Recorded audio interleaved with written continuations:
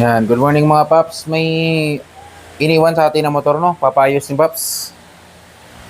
Pinalamig ko na yung makina nito pero gusto kong marinig yung kung ano yung tunog dahil maingay kasi to nung mainit, no?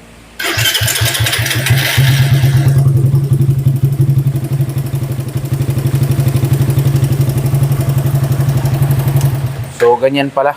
Grabe yung yung lagitik, no? So mamaya pagkatapos natin tong ayusin, bibidyo ulit natin para makita nyo, no, kung ano yung before and after. Yan, okay mga paps. So update dito sa motor ni paps, no, kanina iniwan sa atin yung cam pala niya, black cam. May konting pero kaya pa naman to, dapat hindi naman ganun ka ingay yung motor niya, pero grabe talaga yung lagatik. Tapos nagpalit din pala tayo ng isang tappet cap. So yan, oh, kitang kita bago yan. Isang tappet cap kasi may tama tong niya. May tama yung niya, oh. Tappet cap niya. Yan, nagpalit tayo ng isa. Tapos palit din tayo ng isang shim. Kasi pit-pit na yung isang shim niya. So titignan natin kung tatahimik tong motor niya. Kahit black cams, dapat hindi man naman malagatik, pero hindi pa naman to pudpud yun. Okay pa naman eh. So dito palit tayo ng valve seal, isang shim, 4 na valve seal, isang tappet cap. So update na lang mamaya. Yan na nga pala yung ginawa natin na motor ngayong araw.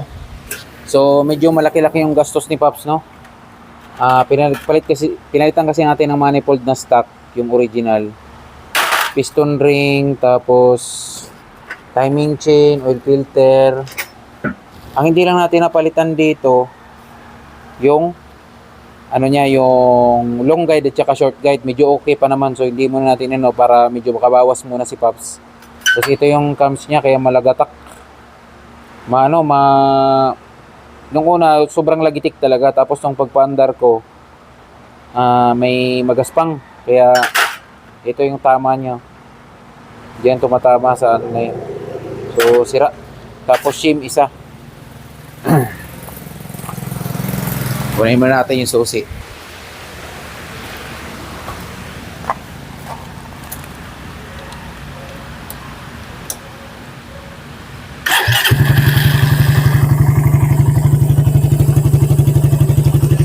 Takpan natin yung tambutso ni Paps.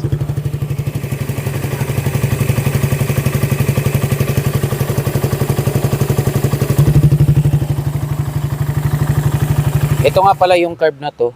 Sa atin din to na carb, binili ni Paps dati. Tapos nilinisan na lang din natin yan. Yan, oh, bago yung manifold. Isang pindot lang.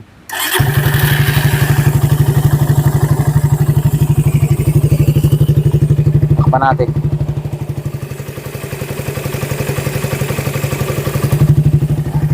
Okay.